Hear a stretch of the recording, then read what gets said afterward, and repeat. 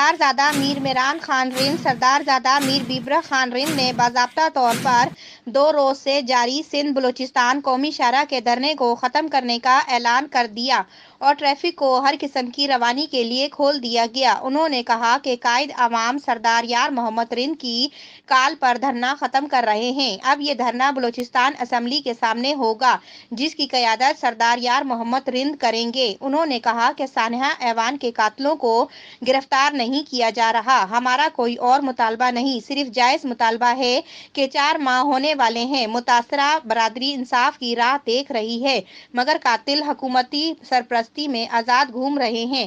ان کو گرفتار کیا جائے تاکہ انصاف کے تقاضے پورے ہوں۔ قاتلوں کی سرپرستی کرنے والے صوبائی حکومت، ضلعی انتظامیہ عوام کے صبر کا مزید امتحان نہ لیں۔ آج دھرنا صرف عوامی مفادات اور مسافروں کی مشکلات کو دیکھتے ہوئے ختم کر رہے ہیں۔ اس موقع پر قومی شاہراہ بحال ہونے کے بعد سینکڑوں چھوٹی بڑی گاڑیاں لمبی قطاروں میں اپنی منزل مقصود کی جانب رواں دواں ہو گئیں۔